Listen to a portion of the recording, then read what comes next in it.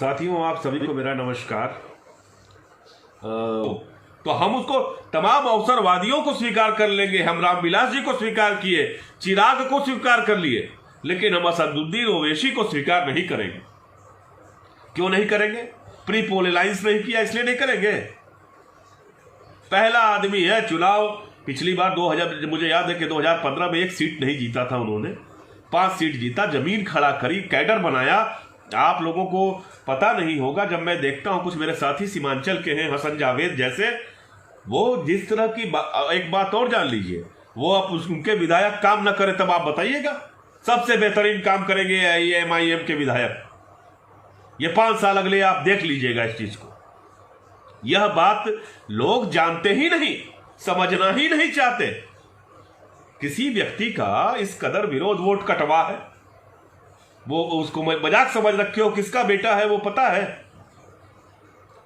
किस व्यक्ति का बेटा है वो, किस परिवार का है उसको पता है। उसको पैसे की कमी है, जाकर देख लीजिए डिक्लेरेशन उनका, कितने करोड़ रुपए हैं उनके खाते में।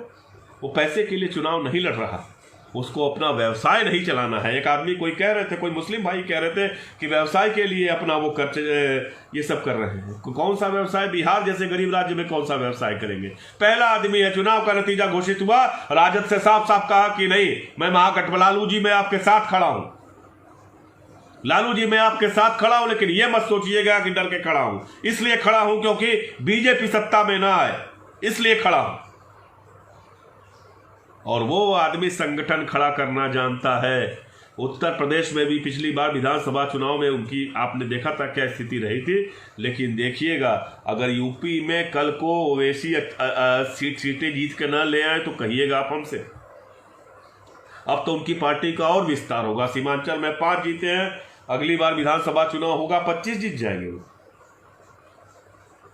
तो ओवैसी की राजनीति को समझने की जरूरत है। उनके लिखे लेखों को पढ़िए, आप उनके भाषण सुनिए। आप कहीं से भी आपको नजर आता है उसमें सांप्रदायिकता का अंश आता है, कहीं में भी उनको चालाकी नजर आती है, कहीं से आपको ये लगता है कि वो भाजपा, माने ये तो अति है यार।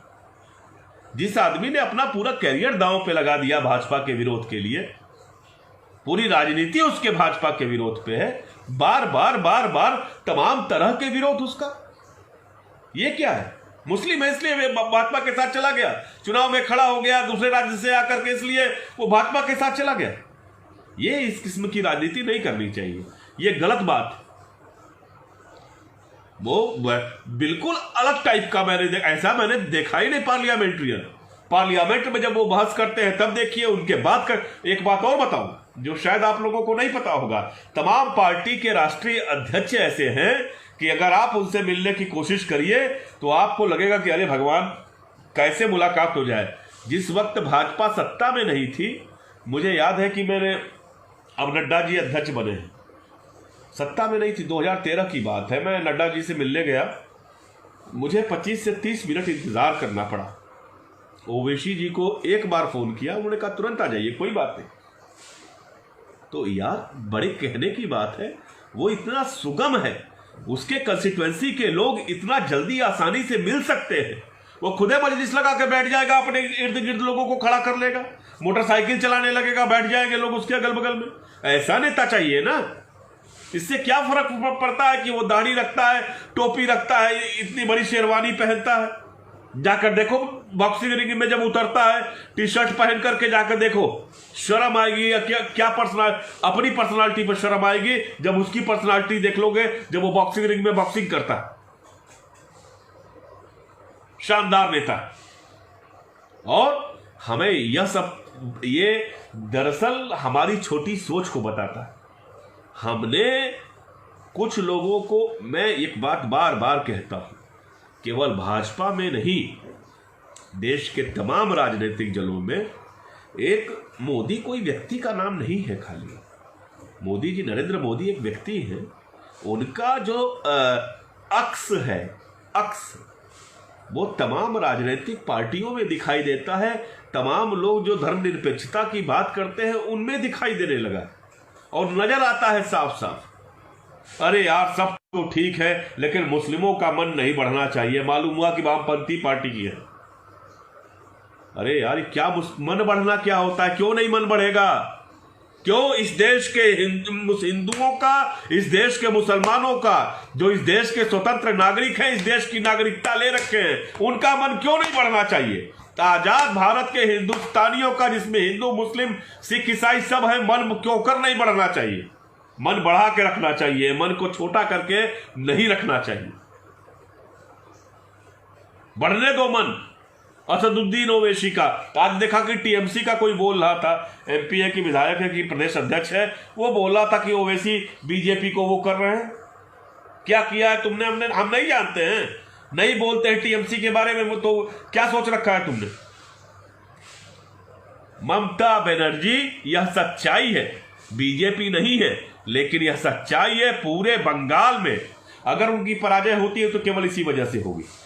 दरअसल वो मोदी का रीमेक है। अगर जिस तरह से मोदी जी हैं यहां पे केंद्र में, उसी तरह से ममता बनर्जी है, उसी तरह का व्यवहार कर रही है, उसी तरह की चीजें कर रही है। जो उनकी पार्टी का समर्थन करे, वाह वाह वाह वाह वाह वाह, जो विरोध करे लगा दो अपने कैडर को उनके पीछे, जीना मुहाल कर दे उसका। सारी सुविधाएं उनके लिए है जो टीएमसी के समर्थक हैं। क्यों नहीं अराजकता मचेगी? जनता कब तक बर्दाश्त करेगी भाई? गलती तुम्हारी है, उसमें असदुद्दीन ओवैसी क्या कर लेगा? एक आदमी के खिलाफ ऐसी राजनीति नहीं होनी चाहिए। यह बात ठीक नहीं लगती, यह बात सही नहीं है, बिल्कुल सही नहीं है। उस जहीन पढ़े लिखे आदमी को देश को सुनना चाहिए। असदुद्दीन ओवैसी बेईमान नहीं है। और मैं बार बार कहता हूं, मुझसे यह नहीं सोचना चाहिए कि मैं किसी पार्टी का समर्थक हूं, बिल्कुल नहीं हूं। मैं केवल जर्नलिस्ट हूं, लेकिन जो इस देश के संविधान की इज्जत करते हैं, जो इस देश के लोकतंत्र में विश्वास रखते हैं, वो किसी पार्टी के हों, किसी दल के हों, सब के सब मेरे लिए महत्वपूर्ण है। हम चाहते हैं कि कम से कम यह गुंजाइश हम बचा के रखें, इतनी गुंजाइश बचा के रखें, सहृदयता नहीं छोड़ दें हम। अटल जी की सरकार थी, अटल जी सहृदय थे कि नहीं थे? इस देश के मुसलमान उनसे प्यार करते थे, अटल जी से। मैंने देखा है कि अटल जी की मौत पर, अभी अब तो बीजेपी की सरकार में उनकी मौत हुई है, मैंने अपने मुस्लिम मित्रों को उदास होते देखा है। यह सच्चाई है। तो यह सोचना देखिए बड़ा सीधा है कि हम जो दूसरों को बेवकूफ समझते हैं, चोर समझते हैं, हर एक आदमी को, यह प्रवृत्ति छोड़ दीजिए। यह प्रवृत्ति ठीक नहीं है। ओवैसी की राजनीति को नजदीक से देखने की जरूरत है। ओवैसी जो अपनी कंस्टिट्यूएंसी में कर रहे हैं, जो लगातार लाखों वोटों से जीतते हैं, 1,97,000, 1,10,000, इस तरह के वोटों से वो जो जीतते हैं, उसको समझिए, उसको वहां जाकर के। खाली ऐसा थोड़ी नहीं है कि 70% मुस्लिम है इसलिए जीत जाते हैं। वो तमाम मुस्लिम उम्मीदवार उनके विपक्ष में खड़े होते हैं, लेकिन ओवैसी क्यों जीतते हैं, इस चीज को जानने की जरूरत है। सीमांचल में चले जाइए, बहुत पिछड़ा इलाका है, बहुत पिछड़ा इलाका है। मेरे मित्र हसन जावेद हैं, एक सीमांचल का पेज चलाते हैं फेसबुक पे, कभी जाकर देखिए, सीमांचल घूम के आइए। मैं गया था विधानसभा या लोकसभा चुनाव में, आपको समझ में आ जाएगा कि ओवैसी के जीतने की वजह क्या है। केवल ऐसा नहीं है कि मुस्लिम तुष्टीकरण करके वो जीत गए। मुसलमानों के पास राजद का एक बेहतरीन विकल्प मौजूद था, जिसके बारे में संभावना थी कि वो सरकार बना लेगी, महागठबंधन सरकार बना लेगी, लेकिन फिर भी ओवैसी को वोट देने के पीछे क्या है, इसको तो जानिए। जो कैंडिडेट्स हैं उनको तो पहचानिए, तब आपको समझ में आएगा कि दरअसल हम कितने संकीर्ण सोच से देख रहे हैं चीजों को। बिहार के इलेक्शन की एनालिसिस करिए। 7 उम्मीदवार इस बार, मुझे मालूम है कि 7 उम्मीदवार, पिछली बार मुस्लिमों की संख्या ज्यादा थी, 7 कम आए हैं इस बार जो चुनाव परिणाम आए हैं। उसकी वजह को तलाशिए। क्या बेहतर मुस्लिम उम्मीदवार तमाम राजनीतिक पार्टियों ने कम दिए? यह वजह नहीं है। बहुत सारी चीजें हैं और हमें लगता है कि इस संकीर्णता से बाहर आना होगा। हमको कम से कम MIM की सत्ता को बिहार में स्वीकारना पड़ेगा।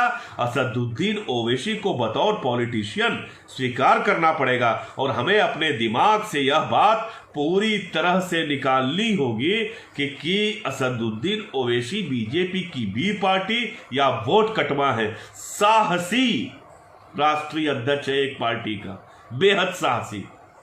बेहद साहसी जहीन, इस देश के बारे में सोचने वाला व्यक्ति है वो। इस तरह से किसी को बेईमान, जब असदुद्दीन ओवैसी गलत करेंगे सबसे पहले मैं हूंगा जो उनके खिलाफ बोलूंगा। एक गलत निर्णय लेकर के वो देखें, अगर असदुद्दीन ओवैसी 5 सीट जीत करके अभी कह दे कि नहीं नीतीश कुमार जी हम आपके साथ खड़े हुए हैं, तब क्या कर लोगे आप, बोलो। तो इस तरह की बातें नहीं करें, लोगों की राजनीति को नजदीक से देखें, लोगों को समझें, उनको पढ़ें। हम पढ़ते कम हैं, जानते कम हैं, हमें इतिहास बोध बहुत कम है। 2014 के पहले क्या हुआ, 2000 से आप सुनिए, हम सबको, मैं अपनी बात भी कर रहा हूं। इमरजेंसी के बाद देश की राजनीति कैसे बदली, जब उसको आप जान लेंगे, समझ लेंगे, उसका अध्ययन कर लेंगे, तब आपको समझ में आएगा कि आज बीजेपी की सरकार क्यों है, आज तमाम राज्यों में सत्ता परिवर्तन क्यों मुश्किल हो रहा है, क्यों हम अपनी हार का ठिकरा असदुद्दीन ओवैसी और तमाम छोटी राजनीतिक पार्टियों को देते हैं। ये हमें समझ में आ जाएगा। हम सबको पढ़ना होगा, जानना होगा। राजनीति ये केवल 6 साल में नहीं बदली है, मोदी जी के आने के बाद नहीं बदली है, गुजरात दंगों के बाद नहीं बदली है, ये पिछले 30 सालों से, कम से कम 30 सालों से, 35 सालों से लगातार चीजें बदल रही हैं और हमको उन्हें जानने की कोशिश करनी चाहिए। तब हम समझ पाएंगे कि AIMIM का क्या महत्व है, तब हम जान पाएंगे कि ओवैसी की पॉलिटिक्स क्या है, तब हम जान पाएंगे कि वामपंथी दलों और तमाम पार्टियों में ओवैसी के विरोध की वजह क्या है। और इस बात को कहने में मुझे कोई भी ऐतराज नहीं है कि ओवैसी के खिलाफ माहौल बनाने का काम देश की वामपंथी पार्टियां कर रही हैं और ये 2008 का बदला ले रही है। यह सच्चाई है। आप सबको धनतेरस की ढेर सारी शुभकामनाएं।